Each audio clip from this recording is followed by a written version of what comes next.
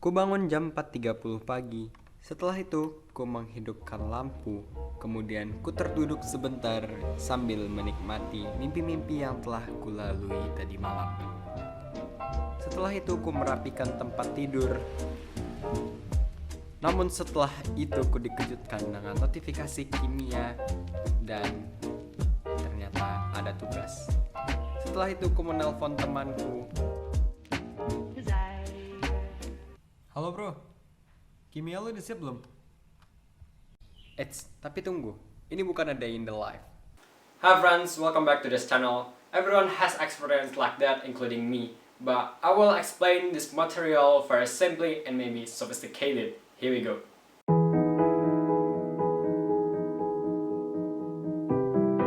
Assalamualaikum warahmatullahi wabarakatuh. Halo semuanya, kenalin nama saya Faras Alwi Fernando. Saya merupakan seorang siswa yang duduk di bangku kelas 2 SMA, khususnya kelas 11 MS1 yang lagi sibuk belajar online. Di video kali ini kita akan membahas mengenai laju reaksi plus praktikumnya. Sebelum itu kita harus tahu apa sih itu laju reaksi? Apa itu definisi dari laju reaksi? Laju reaksi merupakan besarnya penambahan konsentrasi hasil reaksi per satuan waktu atau besarnya pengurangan konsentrasi per reaksi per satuan waktu. Ada dua teori yang menjelaskan mengenai laju reaksi ini. Yang pertama mengenai teori tumbukan, yang kedua merupakan teori kompleks teraktifkan. Dua teori ini berkaitan langsung dengan reaksi endoterm dengan reaksi exotherm. Jika kalian ingin tahu selanjutnya mengenai reaksi endoterm dengan reaksi exotherm, silakan kalian kunjungi video ini. Linknya saya taruh di kolom deskripsi. Oke, apa saja faktor-faktor dari laju reaksi? 1. Suhu. Bahan yang kita butuhkan ialah 1 saset adem sari dengan 100 ml air panas.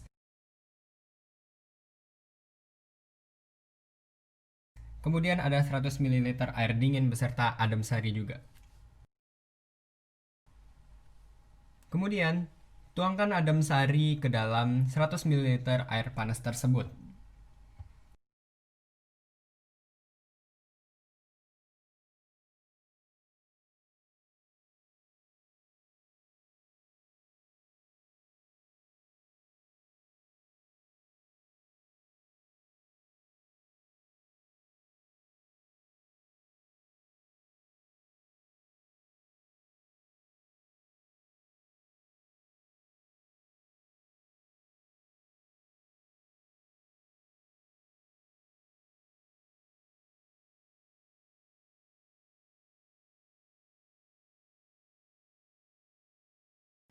Kemudian, tuangkan adem sari ke dalam 100 ml air dingin.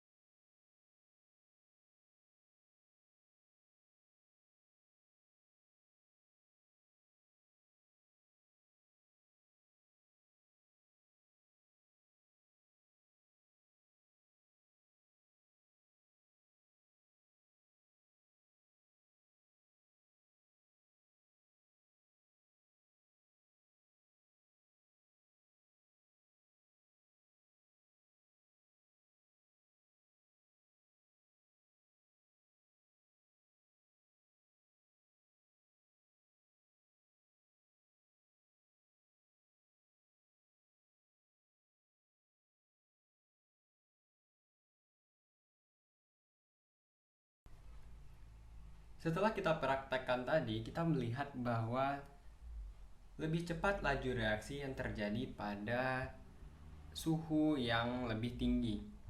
Dapat kita simpulkan bahwa semakin tinggi suhu, maka semakin banyak molekul yang mencapai energi keaktifan. Ini menandakan bahwa laju reaksi yang berlangsung cepat atau sangat meningkat. Yang kedua, luas permukaan. Jadi bahan yang kita butuhkan ialah 2 gelas yang masing-masing berisi 100 ml air. Kemudian ada CDR yang satu telah dihaluskan, yang satunya lagi belum dihaluskan atau dalam keadaan utuh. Kemudian kita masukkan CDR yang telah dihaluskan ke dalam gelas yang berisi air tadi.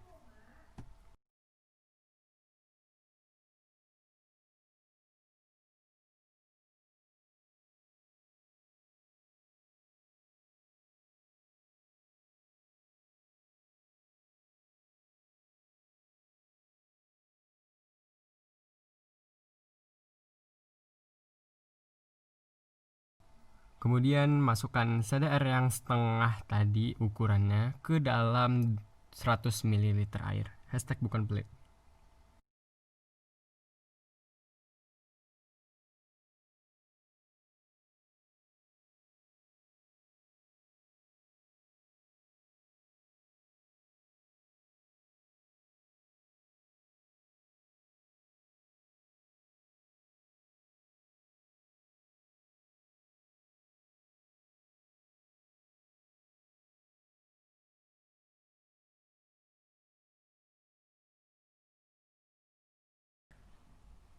Praktik tadi menandakan bahwa CDR atau vitamin C yang telah dihaluskan memiliki laju reaksi yang sangat cepat. Dapat kita simpulkan bahwa semakin besar luas permukaan maka semakin banyak tumbukan dan otomatis reaksi yang ditimbulkan semakin cepat atau semakin laju. Yang ketiga, konsentrasi. Bahan-bahan yang kita butuhkan ialah 2 buah botol, kemudian ada cuka, ada soda kue, kemudian ada 2 buah balon, serta ada sebuah sendok. Kemudian, soda kue sebesar setengah sendok makan dimasukkan ke dalam balon. Itu dapat dilihat dari botol sebelah kanan. Kemudian untuk botol yang sebelah kiri, saya telah menuangkan 1 sendok makan soda kue ke dalam balon. Dan kemudian 2 balon tersebut direkatkan ke dalam botol. Kemudian yang terjadi ialah kita dapat melihat itu botolnya sudah dalam keadaan diisi oleh cuka. Kita dapat melihat bahwa balon sebelah kiri atau di botol sebelah kiri lebih besar dibandingkan sebelah kanan. Ini karena konsentrasi yang diberikan dari soda kue itu lebih banyak dibandingkan yang botol sebelah kanan. Jadi dapat kita simpulkan bahwa semakin besar konsentrasi maka mempercepat laju reaksi. Yang keempat, katalisator.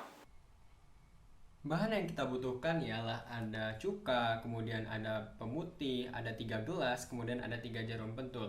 Nah, di gelas pertama, cukanya kita masukin sebanyak 100 ml.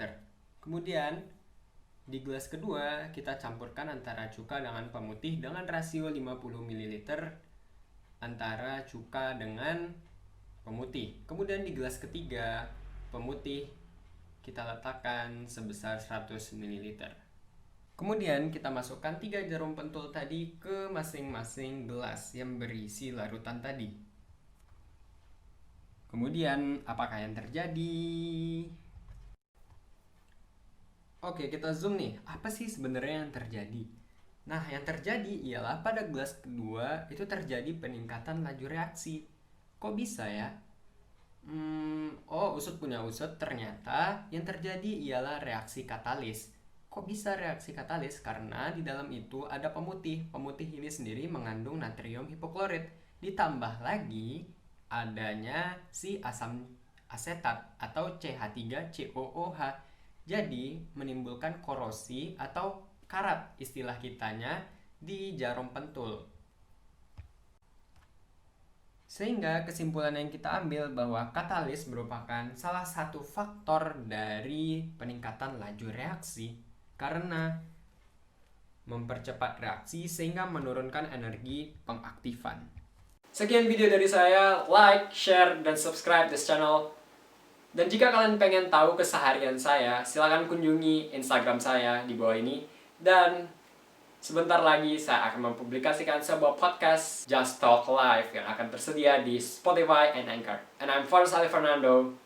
See you on the next video.